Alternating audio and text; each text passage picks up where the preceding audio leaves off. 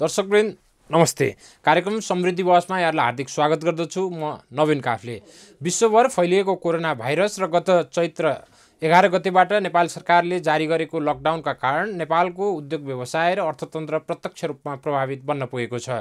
Lockdown र corona संक्रमणका कारण नेपालको उद्योग व्यवसाय र अर्थतन्त्रमा परेको प्रभाव, सरकारले उपलब्ध गराउनुपर्ने राहत लगायतका समसामयिक विषयमा कुराकानी गर्न आज मैले उद्योग वाणिज्य तथा आपूर्ति राज्यमन्त्री मोतीलाल दुगडलाई कार्यक्रममा निमन्त्रणा गरेको छु। आउनुहोस् आजका मेरा अतिथि दुगडलाई कार्यक्रममा स्वागत गरौँ। मन्त्रीज्यू, कार्यक्रममा स्वागत छ। धन्यवाद। कोरोना भाइरसको संक्रमण जसरी विश्वभर र नेपालमा पनि बढ्दो छ, यसको नियन्त्रणका निमित्त सरकारले के गरिराखेको छ? विषय प्रवेश यहाँबाट गरौँ। अब यो तपाईले भनि नै दिनुभयो अघि नै कि यो विश्वमै यो एउटा त्रास फैलिएको छ, अत्यन्तै भयङ्कर अवस्थामा छ। कन्ट्रोल चाहिँ कुनै देशमा पनि भएको छैन, सबै देशमा यो बढ्दो अवस्थामा छ। यसको ग्रोथ बढिरहेछ र खास गरेर हामीलाई थ्रेट भारतबाट छ। भारत र हाम्रो यो खुल्ला सिमानाले गर्दा हामीलाई धेरै चुनौतीको सामना गर्नु परिरहेको छ र भारतमा भएका हाम्रा नागरिकहरू चाहिँ त्यहाँबाट फर्केर आउने क्रम एकदम कन्टिन्यू छ। तिनीहरूलाई हामीले अब क्वारेन्टाइन नगरिकन उनीहरूलाई भित्र ल्याउन मिल्दैन, तर उनीहरूले पनि त्यहाँ उपद्रव मचाइराखेको अवस्था पनि हुन्छ। यस्तो अवस्थामा चाहिँ हामीले एकदमै सहनशीलताको साथमा उनीहरूलाई व्यवस्थित तरिकाले यहाँभित्र ल्याउनु पर्ने हुन्छ। अहिलेसम्म हाम्रो देशमा पनि झन्डै आज पनि 50-60 वटा अझ सङ्क्रमित फेला परेको छ विभिन्न क्षेत्रहरूमा। त्यसले गर्दा 200 को हाराहारीमा पुग्ने अवस्था आइसकेको छ हाम्रो। अब यो एकचोटि 100 जना चाहिँ सङ्क्रमित रोगीहरू नागिसकेपछि यो चाहिँ बढ्ने अवस्था चाहिँ फेरि अझ तीव्र गतिले बढ्छ। यो त्यसले गर्दा यो हाम्रो लागि एउटा यो ठुलो चुनौतीको विषय हो। त यसको लागि सरकारले चाहिँ आफ्नो तर्फबाट अब बोर्डर बढी थ्रेट भएको, खास गरेर भारतको जुन हाम्रो बोर्डर छ त्यो बढी एउटा हाम्रो लागि चुनौतीपूर्ण भएको हुनाले त्यतातिर हामी बढी ध्यान दिएका छौँ। त्यता हामीले सशस्त्र प्रहरीदेखि लिएर हाम्रो आर्म पुलिसदेखि लिएर तपाईँको आर्मीसम्म त्यहाँ चाहिँ अब खुल्ला सिमानाहरूलाई नियन्त्रण गर्नको लागि त्यहाँ हाम्रो खटिराखेको छ अहिले र धेरै हदसम्म हामीले नियन्त्रण पनि गरेका छौँ र देशभित्र भएका रोगीहरूलाई हामी विभिन्न अस्पतालहरूमा तिनीहरूको ट्रिटमेन्ट जारी छ। र अहिलेसम्म एउटा राम्रो न्युज के छ भने अहिलेसम्म एउटा पनि हाम्रो नराम्रो या डरलाग्दो अवस्थामा एकजना पनि पेसेन्ट छैन। सबै चाहिँ ठिक हुने अवस्थामा छ। भेन्टिलेटरमा एकजना पनि पेसेन्ट गएको छैन अहिले। आजको दिनमा लकडाउनको परिप्रेक्ष्यमा सरकारका दुईटा जिम्मेवारीहरू प्रत्यक्ष रूपमा छन्। एउटा कोरोना संक्रमणको परीक्षण र अर्को देशभित्रको आपूर्ति व्यवस्था प्रणाली जो यहाँको मन्त्रालयसँग सम्बन्धित छ। भन्नेहरू के पनि भन्छन् भने सरकारले PCR प्रविधिबाट गर्ने परीक्षणलाई पनि बढाउन सकेन भने अर्कोतिर देशभित्रको आपूर्ति व्यवस्था प्रणालीलाई पनि यहाँहरूले जुन मन्त्रालय नेतृत्व गर्नुहुन्छ, नेपाली किसानले उत्पादन गरेका तरकारीहरू चाहिँ कुहिने र भारतबाट दैनिक करोडौँको तरकारी आयात गर्नुपर्ने अवस्था, यसमा किन आपूर्ति व्यवस्थामा यहाँहरूले तालमेल मिलाउन सक्नु भएन र भएको अलिकति कृषि उत्पादनलाई पनि बजारीकरणको सम्मको प्रबन्ध किसानहरूलाई मिलाइदिन सक्नु भएन? समस्याहरू छन्, तपाईँले भने जस्तो त्यति बढी गम्भीर समस्या पनि छैन, तर केही समस्या छ। लकडाउनले गर्दा हाम्रो ट्रान्सपोर्टेसन अवस्था ठप्प छ। ड्राइभरहरूले गाडीहरू चलाउन मानिराखेका हुँदैनन्, ट्रकहरू चलाउन मानिराखेका हुँदैनन् र अलिकति बढी गाडीहरू चल्यो भने अव्यवस्था हुनसक्छ। त्यो भएर हाम्रो तरकारीहरू या अन्य कृषिजन्य उत्पादनहरू हाम्रो सही समयमा सही ठाउँमा पुग्न नसकेर पनि कहिलेकाहीँ भारतबाट बढी आयात गर्ने, भारतबाट बढी आयात तरकारीहरूको अहिले मात्रै होइन, योभन्दा पहिले पनि तरकारीहरू र अरू खाद्यान्नहरू भारतबाट आयात गर्ने हाम्रो एउटा परम्परा नै थियो, भइ नै राखेको थियो। अहिले चाहिँ धेरै बढी भएको पनि होइन, तर अहिले आएर चाहिँ हाम्रा कृषि उपजहरूलाई हामी बढीभन्दा बढी चारैतिर हामी सप्लाई गर्न, आपूर्ति गर्ने हामीले व्यवस्था मिलाएका छौँ र आपूर्ति भइराखेको छ। अब कृषि बजारहरू छन्, कृषि थोक बजारहरू छन्, खुद्रा बजारहरू छन्, त्यहाँबाट पनि हामीले यो कृषि उपजहरू खास गरेर हाम्रो नेपालमा हाम्रा नेपालका कृषकहरूले उत्पादन गरेका वस्तुहरूलाई हामी अलिक व्यवस्थित तरिकाले हामीहरू आपूर्ति गर्ने गरेका छौँ। केही सर्टेज जुन छ, केही वस्तुहरूको सर्टेज हुन्छ, त्यसले गर्दा हामी भारतबाट आयात गर्ने अनुमति पनि दिएको हुनुपर्छ। अब के छ भने अब आएर त झन् हामीले यो कृषकहरूलाई हामीले प्रोत्साहित गर्नैपर्छ। अबको जुन एउटा अवस्था आउँदैछ, एउटा ठुलो गम्भीर चुनौती छ आर्थिक मन्दीको, जुन यो ठुलो आर्थिक मन्दी अब हाम्रो अगाडि आउँदैछ। यो विश्वभरि नै आउँछ र हाम्रो देशमा त अझ विकराल अवस्थामा आउँछ। GDP पनि अहिले 2-3% को हाराहारीमा आउने अवस्था आइसकेकोमा चाहिँ हामीहरूले अब कृषिको आधुनिकीकरणतिर र अब जुन यो बेरोजगारीको एउटा ठुलो समस्या विकराल समस्या हाम्रो अगाडि आउँछ त हाम्रो युवाहरूलाई खास गरेर नेपालमा अहिले बेरोजगार भइसकेका यहाँका नेपाली नागरिकहरूलाई प्लस अब बाहिरबाट जुन पलायन भएर फेरि नेपालमा फर्किन्छन् जुन हाम्रो मेन पावरको रूपमा यहाँबाट बाहिर गएका हुन्छन् खास गरेर गल्फ कन्ट्रिजहरूमा कोरिया या अन्य मुलुक भारत जस्तो मुलुकहरूमा जुन हाम्रा युवाहरू यहाँबाट गएका हुन्छन् तिनीहरू पनि अहिले फर्केर आउने अवस्था छ त 20औं लाख युवाहरूलाई हामीले रोजगारी दिनुपर्ने अवस्था छ। यस्तोमा चाहिँ हामीले कृषि क्षेत्रमा चाहिँ यसलाई आधुनिकीकरण गरेर कृषि पैदावारमा हामी आत्मनिर्भर भएपछि नेपाललाई हामी एउटा कृषि प्रधान देश पनि भन्छौँ। मन्त्रीहरूले भन्नुभएको जस्तै सरकारका प्रति नागरिकको उद्योगी व्यवसायीको विभिन्न क्षेत्रका अपेक्षाहरू छन् त्यसमा हामी क्रमशः आउँला। तर यहाँले जुन मन्त्रालयको नेतृत्व गर्नुहुन्छ तिनै उद्योगहरूमा काम गर्ने मजदुरहरू सोलुखुम्बुबाट काठमाडौँ हुँदै बाह्रसम्म मैले प्रतीकात्मक रूपमा यो विषय राखेको हिँडेर जानुपर्ने अवस्था एकातिर छ भने यो रोजगारी गुमाएका मजदुरहरूलाई बिहान बेलुकाको छाप टार्ने पनि ठुलो समस्या देखा परिसकेको छ। यस्ता विषयवस्तुहरूले सरकारलाई किन छुँदैन? हामीलाई त छुन्छ नि। सरकारलाई पनि छुइराखेको छ, नछुएको होइन। सरकारले त्यही भएर अहिलेको यस्तो गम्भीर अवस्थामा पनि केही उद्योगहरू खास गरेर पहिले चाहिँ हामी अत्यावश्यक वस्तुहरूको उत्पादन गर्ने उद्योगहरूलाई हामीले सञ्चालनमा ल्याउने अनुमति दिएका छौँ। अहिले आएर चाहिँ हामीले 42वटा वस्तु उत्पादन गर्ने त्यसमा खास गरेर केही नकारात्मक लिस्टमा परेका नेगेटिभ लिस्टमा परेका बाहेकका सबै उद्योगहरू चलाउने अनुमति दिएका छौँ। एउटा सेफ्टी नर्मलाई पालन गरेर सबैले चलाउँछ, किनभने त्यो भएन भने श्रमिकहरू बेरोजगार भएर बस्छन्। यस्तो अवस्थामा चाहिँ उद्योगहरू चल्यो भने यो आर्थिक गतिविधि जुन छ त्यो अलिकति चलायमान हुन्छ, फाइनेन्सियल मुभमेन्ट पनि अलिकति हुन्छ। त्यसले गर्दा चाहिँ हामीले उद्योगहरू सञ्चालन गर्ने अनुमति दिएका छौँ। र अर्को कुरा के छ भने अब फाइनेन्सियल मुभमेन्ट भएन भने उद्योगहरूलाई पछि गएर बडा गाह्रो हुन्छ। अहिले आपूर्ति व्यवस्था चाहिँ अहिलेसम्म 2 महिनाको पिरियडमा जुन फिडब्याक हामीले लिइरहेछौँ हाम्रो मन्त्रालयबाट भएको आपूर्ति व्यवस्थामा खासै कहीँबाट पनि कुनै किसिमको पनि कमी भएको फिडब्याक हामीले पाएका छैनौँ। त्यसो भए हामी लकडाउनको नेपालमा 50औं दिनमा छौँ। अब अत्यावश्यक खाद्यान्न लगायतका वस्तुहरू कति समयलाई पुग्ने समय सञ्चित नेपालसँग अहिले छ? अब हामीसँग 2-3 महिनालाई धान्न सकिने अवस्था छ। तर पनि हामीले यहाँका उद्योगहरूलाई उत्पादन गर्ने अनुमति दिएर अब केही वस्तुहरू सर्ट हुने अवस्था पनि आइराखेका छन्। अब हामीसँग खाद्यान्न पुरा छ, औषधि छ, हामीसँग पेट्रोलियम प्रोडक्ट छ, तर केही यस्ता प्रोडक्टहरू पनि हुन्छन् जो कि हाम्रो देशमा उत्पादन हुँदैन।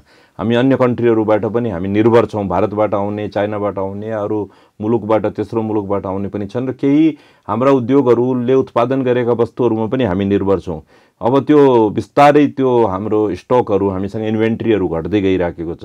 यस्तो अवस्थामा चाहिँ त्यस्ता उद्योगहरूलाई पनि सञ्चालन गर्न अनुमति दिनु परेको छ, जसले गर्दा चाहिँ एकातिर हाम्रो आपूर्ति व्यवस्थामा केही समस्या नहोस्, अर्कोतिर हाम्रा श्रमिकहरू, हाम्रा कामदारहरूलाई पनि रोजगारीको व्यवस्था होस्, र अर्कोतिर जुन मैले अघि पनि भने जुन हाम्रो एउटा आर्थिक गतिविधि छ त्यो पनि नरुकोस्। त्यो अहिले रुकेको छ। एउटा आर्थिक गतिविधि रुक्यो भने त्यसले गर्दा हरेक क्षेत्रमा त्यसको ठुलो प्रभाव पर्छ, त्यसको नराम्रो प्रभाव पर्छ। गत शुक्रबारदेखि यहाँले भन्नुभएको जस्तै सरकारले 40 भन्दा माथिका उद्योगहरूलाई सञ्चालन गर्ने अनुमति दियो। तर कच्चा पदार्थ ल्याउने सन्दर्भमा पनि गृह प्रशासनको सही सूचना प्रवाहित नहुँदा सडकमा कच्चा पदार्थहरू रोकिने, कामदारहरू उद्योगसम्म पुग्नै नसक्ने अवस्था छ भनेर हामीसँग पनि उद्योगी व्यवसायीहरूले हिजो अस्तिका दिनहरूमा बताइरहनु भएको छ। यसलाई अलिकति सहजीकरण गर्ने विषयमा मन्त्रालयले के सोचिरहेको छ? अहिले सुन्नुहोस्, यो एउटा नयाँ प्र्याक्टिस हो सरकारको लागि पनि। विश्वमा एउटा यो नयाँ किसिमको लकडाउनको अवस्था आएको छ। योभन्दा अगाडि भूकम्प आउँथ्यो होला, बाढी आउँथ्यो होला, सुनामी आउँथ्यो होला, या अरू कुनै कारणले हडताल भएर उद्योग धन्दा या पुरा सम्पूर्ण देश नै बन्द हुने अवस्था हुन्थ्यो होला। तर यो जुन अहिले जुन यो अवस्था आएको छ लकडाउन, यो सबैको लागि एउटा नयाँ अवस्था हो। यो चाहिँ झन्डै 2 महिना हुन लाग्यो र अझ कति दिन लम्बिन्छ यो भन्न सकिँदैन। यस्तो अवस्थामा सरकारले परीक्षणको रूपमा पनि अब किनभने अब कसैलाई पनि गाह्रो पनि नहोस्, घरमा बसेका, किनभने घरमा बस्नु त अनिवार्य छ, घरबाट बाहिर निस्किने त यो लकडाउन असफल हुन्छ। लकडाउन असफल भयो भने अवस्था कति भयावह हुन्छ यो हाम्रो कोभिड-19 को, त्यो चाहिँ हामीले कल्पना पनि गर्न सक्दैनौँ। त घरमा बसिकन उनीहरूलाई चाहिँ खाद्य वस्तुकोदेखि लिएर हरेक वस्तुको आपूर्ति गर्नुपर्ने एउटा ठुलो जिम्मेदारी यो सरकारमाथि छ र खास गरेर हाम्रो मन्त्रालयमाथि छ। त हामीले त्यहाँसम्म सामान पुर्याउने व्यवस्था गरिरहेछौँ। र अब तपाईँले अघि भन्नुभयो यो र मेटेरियल, कच्चा मालहरू चाहिँ अब आपूर्ति गर्ने दिनेदेखि लिएर तयारी वस्तुहरूलाई सप्लाई गर्नु बजारसम्म पुर्याउनुदेखि लिएर लेबरहरूको मुभमेन्टको लागि पनि जुन आएको छ कुराहरू, त हामीले कच्चा मालहरूको लागि गृह मन्त्रालयको समन्वयमा यस्ता गाडीहरूलाई भर्सक नरोकिदिने कहीँ अहिले रोकिरहेछ। मैले अघि भने नि, यो एउटा नयाँ हाम्रो लागि एउटा यो एक्सपेरिमेन्ट हो, नयाँ अवस्था हो। यो यस्तोमा कहिलेकाहीँ चाहिँ अब पुलिसवाला प्रहरीहरूले नजानेर कहिलेकाहीँ रोक्न सक्ने अवस्था आउँछ।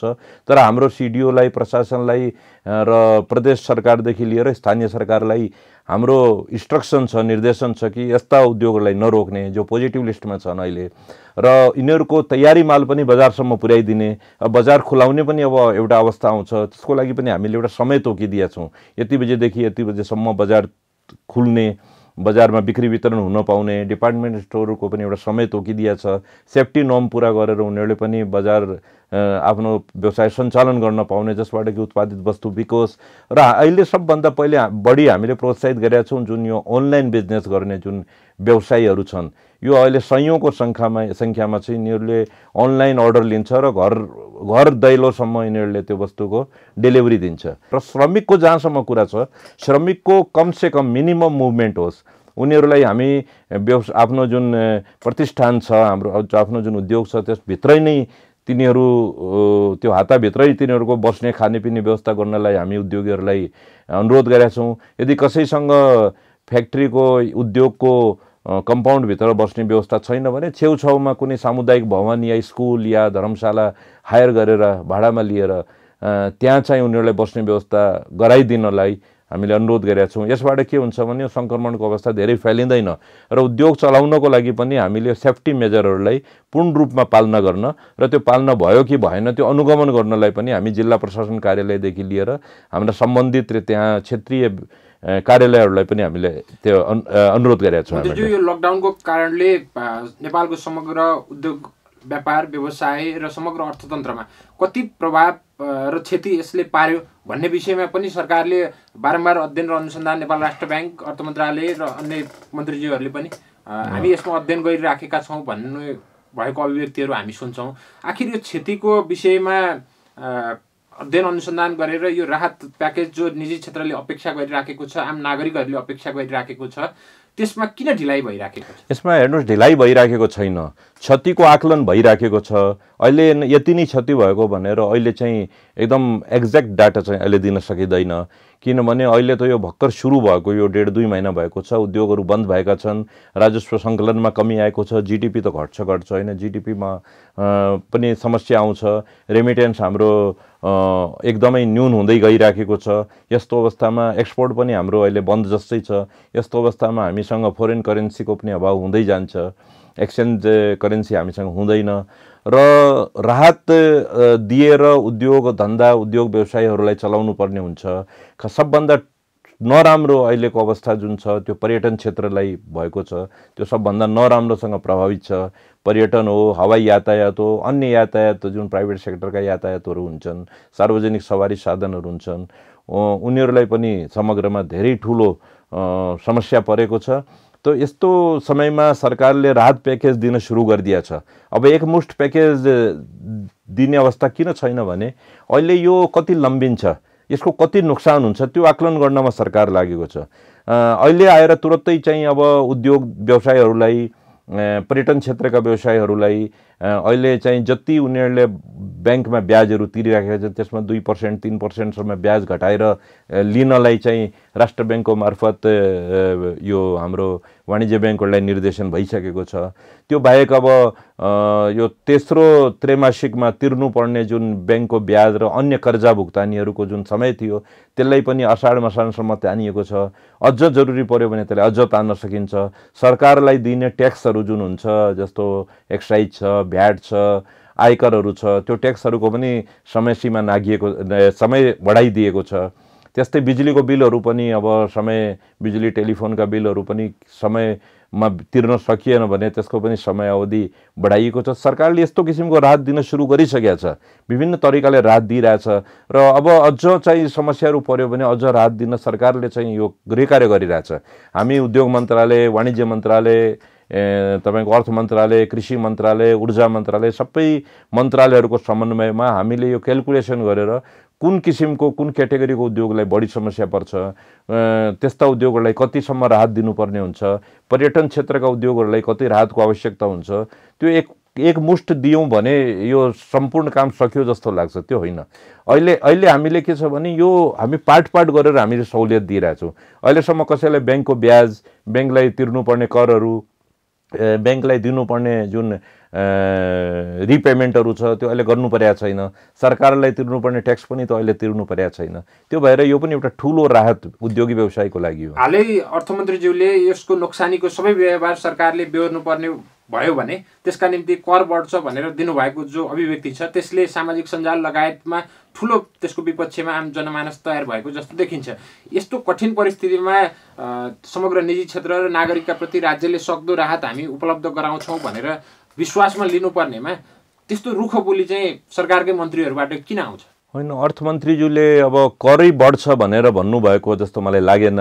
तर अब एउटा लिमिटेसन त अर्थ मन्त्रालयको पनि हुन्छ, अर्थमन्त्रीजीको पनि हुन्छ। अब यत्रो ठुलो राहत दिनुपर्ने छ। अब उद्योगीहरूले चाहिँ सरकारले पनि श्रमिकहरूलाई पैसा दिनुपर्ने हुन्छ, श्रमिकहरूलाई सम्पूर्ण स्यालेरी हामी दिन सक्दैनौँ। त्यस्तै किसिमको अरू राहतहरू पनि दिनुपर्ने हुन्छ। सरकारले ट्याक्सहरू पनि माफ गरिदिनुपर्छ, सरकारले चाहिँ बिजुलीको बिल पनि मिना गरिदिनुपर्छ, सरकारले पेट्रोलियम प्रडक्टहरूमा पनि मिना गरिदिनुपर्छ, सरकारले कच्चा मालहरू ल्याउने व्यवस्था पनि गरिदिनुपर्छ। होइन, यस्तो किसिमको डिमान्डहरू चारैतिरबाट आइराखेको हुनाले अब सरकारसँग त एउटा सीमित स्रोत साधन हुन्छ। अब अझ झन् यो अहिलेको अवस्थामा आएर त राजस्व सङ्कलनमा त धेरै ठुलो कमी आएको छ। होइन, भन्सारमा माल आइराखेका छैनन्, औद्योगिक उत्पादनहरू छैनन्। यस्तो अवस्थामा चाहिँ सरकारको एउटा स्रोत जुन छ त्यो एउटा धेरै लिमिटेसनमा जान सक्छ। यस्तो अवस्थामा अर्थमन्त्रीजीले भनेको कुरा पक्कै होला कि हामीलाई अब स्रोत पनि त जुटाउनु पर्यो, स्रोत पनि बढाउनु पर्यो। यसको लागि ट्याक्सै बढाउँछु भनेर भन्नुभएको छैन होला, किनभने अझ अहिलेको अवस्थामा जुन एउटा ठुलो पीडामा उद्योगी व्यवसायीदेखि लिएर सर्वसाधारण जुन छ त्यसमाथि सरकारले कहिले पनि पीडा थप्ने काम चाहिँ गर्दैन। यो हुनै सक्दैन। केही दिनदेखि संसदको बजेट अधिवेशन पनि प्रारम्भ भएको छ र अर्थमन्त्रीजीले बजेटका प्राथमिकता र सिद्धान्तका विषयमा संसदमा आफ्नो भनाइ राख्नुभयो। विशेष गरी उद्योग मन्त्रालयले देशको समग्र औद्योगिक वातावरण निर्माण र यो अर्थतन्त्रलाई पुनः चलायमान बनाउने सन्दर्भमा उद्योग मन्त्रालयको तर्फबाट बजेटमा कस्ता विषयहरू प्रस्ताव गरेको छ र समग्र रूपमा सरकारको बजेट यसपटक विगतका बजेटहरूभन्दा फरक आउनुपर्छ, फरक ढङ्गको आउनुपर्छ भन्ने बहस भइराखेको छ। कस्तो बजेट ल्याउने तयारीमा सरकार? अब मैले भने नि, सबभन्दा पहिले त हामीले आर्थिक गतिविधि बढाउनुपर्छ, राजस्वको दायरा बढाउनुपर्छ, रोजगारको सृजना गर्नुपर्छ स्वदेशमै। अब के छ भने झन्डै 20 देखि 50 लाख मानिसहरू बेरोजगार हुने अवस्था छ। त यसको लागि हामी एसएमइज जुन हुन्छन्, साना माइक्रो लेभलदेखि लिएर घरेलु उद्योग, साना उद्योग, मझौला उद्योग, त्यस्ता उद्योगहरूलाई प्रोत्साहित गर्ने एउटा सरकारको अहिले एउटा डिसिजन भएको छ। सरकार एउटा त्यस्तातिर होमवर्क गरिरहेछ। त्यस्ता उद्योगहरूमा नेपाली नागरिकहरूलाई हामी संलग्न गर्ने, इन्भल्भ गर्ने, त्यस्ता उद्योगहरू चलाउने, यसको लागि औद्योगिक ग्रामहरूको स्थापना गर्ने, स्थानीय कच्चा पदार्थहरूबाट जुन एउटा सिप र कला जुन हाम्रो नेपाली जनमानसमा छ त्यो सिप र कला उजागर हुने गरी व्यवस्थित र सङ्गठित ढङ्गले उनीहरूले आफ्ना साना साना घरेलु र मसिना उद्योगहरूलाई चलाउन सक्ने, तिनीहरूलाई हामीले कच्चा मालको व्यवस्थित रूपमा गरिदिने, उद्योग व्यवस्थित रूपमा सञ्चालन गर्न दिने, उनीहरूले तयार गरिसकेको माललाई बजारसम्म पुर्याइदिने, बजारीकरण गरिदिने, ब्रान्ड चाहिँ भेल्यु कायम गराइदिने, यस्ता कामहरू सरकारले अहिले गरिराखेको छ। त यो एउटा च्यालेन्ज त हो। तर हाम्रो मन्त्रालयले योभन्दा अगाडि नै हामीले औद्योगिक ग्रामहरूको एउटा परिकल्पना गरेर हामीले 700 सम्पूर्ण हामी के भन्छ यो हाम्रा समुदायहरूमा हामीले स्थानीय निकायहरूमा हामीले औद्योगिक ग्रामहरूको स्थापना गराउने काम सुरु गरिसकेका छौँ। अहिले 60-70 वटा ठाउँमा अहिले यो काम सुरु पनि भइसकेका छ। अन्य यो निरन्तरता दिइराखेका छौँ। यो चाहिँ हाम्रो कन्टिन्युएसनमा छ, यो काम भइराखेको छ। र त्यस्ता साना उद्योगहरूलाई हामीहरूले व्यवस्थित तरिकाले यस्ता उद्योग ग्रामहरूमा चाहिँ हामी व्यवस्थित तरिकाले सङ्गठित तरिकाले उद्योग सञ्चालन गर्ने एउटा वातावरण बनाउन खोजिरहेछौँ। अब हामी आयात गर्ने होइन, हाम्रो एउटा लक्ष्य छ हामी आयात गर्ने होइन, हामी हाम्रा कृषि उत्पादनहरूलाई, हामी एग्रिकल्चर प्रोडक्ट्सहरूलाई हामी यहाँबाट बाहिर पठाउने, हाम्रो एग्रिकल्चरल प्रोसेसिङ हाउसहरू हामी यहाँ खडा गर्ने, हामी यहाँ विभिन्न किसिमका हामी उत्पादनहरू पनि गर्ने र भएका क्रपहरूको हाम्रो खाद्यान्नहरूलाई हामी बाहिर पनि पठाउने, हामी आत्मनिर्भर बन्नेतिर लागिरहेका छौँ। मन्त्रीज्यू, यहाँले जुन मन्त्रालय उद्योग वाणिज्य तथा आपूर्ति मन्त्रालयको नेतृत्वमा हुनुहुन्छ अहिले, भन्नेहरू के पनि भन्छन् भने यो मन्त्रालय वर्षौँदेखि उद्योग मन्त्रालयको एउटा शाखा वा विभागको रूपमा जस्तो रहेर मात्रै काम गरेको भन्ने अनुभव विगतमा यो मन्त्रालय सम्हाल्ने व्यक्तिहरूले भनेको पनि हामी सुन्छौँ। तर वास्तवमा यसको परिवर्तनका लागि उद्योग मन्त्रालयलाई एउटा शक्तिशाली र धेरैले मन्त्री हुन जाने चाहने मन्त्रालयका रूपमा विकास गर्न यहाँले केही पहल गर्नुभएको छ कि यहाँको अनुभव कस्तो रह्यो? 5 महिना जति भयो हामीहरू, म र हाम्रा मान्य मन्त्रीज्यू हामी यो मन्त्रालय सम्हालेको। हेर्नुहोस्, यो मन्त्रालयको गतिविधि यो भनेको देशलाई समृद्ध गर्नमा सबभन्दा महत्त्वपूर्ण मन्त्रालय हो यो, होइन? अब यो मन्त्रालयमा सम्मान्य प्रधानमन्त्रीज्यूले, पार्टीका अग्रिम नेताहरूले हामीहरूलाई यो मन्त्रालय सुम्पिएका छन्, हामीलाई जिम्मेदारी दिएका छन्। हामीले यो कोरोनाको यो जुन एउटा समय आएको थियो त्योभन्दा अगाडिदेखि नै हामीले उद्योगी व्यवसायी निजी क्षेत्रलाई हामी प्रोत्साहित गरेर देशलाई औद्योगिकरणतिर लिएर जाने, देशलाई हामी औद्योगिक क्रान्तितिर लिएर जाने एउटा हामीले काम सुरु गरिसकेका थियौँ। यसबाट निजी क्षेत्रको प्रत्येक हामीले जुन फिडब्याक पाएका छौँ, निजी क्षेत्रको प्रत्येक उद्योगी व्यवसायी हामीसँग खुस छन्। उनीहरूको काम गर्ने तरिका परिवर्तन भएको छ। पहिले उनीहरूले निजी क्षेत्रलाई आफ्नो एउटा कामको लागि विभिन्न मन्त्रालयहरू घुमिराख्नु पर्थ्यो, अब त्यो जानु पर्दैन। हामीले भनेको छ तपाईँहरूको गार्जियन मिनिस्ट्री यही हो, तपाईँहरू यहीँ आउनुहोस्। कुनै पनि काम छ भने तपाईँलाई जब हामीले काम उत्पादन गर्ने, उद्योग चलाउने लाइसेन्स दिएको छ भने तपाईँको काम गराउने जिम्मेदारी पनि यही मन्त्रालयको हो। तपाईँलाई अर्थ मन्त्रालयमा कुनै काम छ भने हामीहरू मार्फत आउनुहोस्, हामी आफू तपाईँको अर्थ मन्त्रालयको काम गराइदिन्छौँ। तपाईँलाई ऊर्जा मन्त्रालयमा काम छ, कृषि मन्त्रालयमा काम छ, श्रम मन्त्रालयमा कहीँ पनि काम छ, कुनै मन्त्रालयको काम पनि उद्योगी व्यवसायीहरूको सबै सम्पूर्ण काम यही मन्त्रालयले गराउँछ र अहिले भइराखेको छ। उद्योगी व्यवसायी खुसी छन् र यो मन्त्रालयमाथि अब विश्वास पनि बढेको छ निजी क्षेत्रको। पहिलेको र अहिलेको अवस्थामा धेरै फरक परेको छ। यो मन्त्रालयले अब कोरोनाको टाइममा आएर अहिले जुन आपूर्तिको व्यवस्था सम्हालेको छ, त्यो बाहेक राहत वितरणको काम पनि हाम्रो मन्त्रालयको जिम्मा भएको हुनाले हामी स्थानीय तहसँग समन्वय गरेर अब हामी महानगर नगरसम्म मात्रै होइन, हामी गाउँ गाउँमा, टोल टोलमा, दुर्गम क्षेत्रमा, पहाडहरू, हिमालमा पनि हामीले राहत वितरण सुरु गरेका छौँ।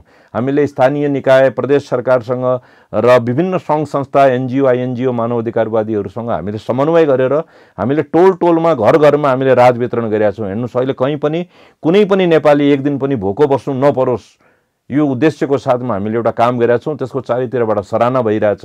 हो, कहिलेकाहीँ कहीँ कुनै किसिमको समस्या आउन सक्छ, तर त्यस्तो समस्याहरू नहोस् भनेर यो मन्त्रालयले एकदम रात दिन खटिरहेछ। पब्लिकको लागि लकडाउन छ, हामी पब्लिकलाई हामीले अनुरोध पनि गरेका छौँ, तपाईँहरू आफ्नो घरमा बस्नुहोस्, घरबाट बाहिर ननिस्किनुहोस्, तर हाम्रो लागि लकडाउन छैन।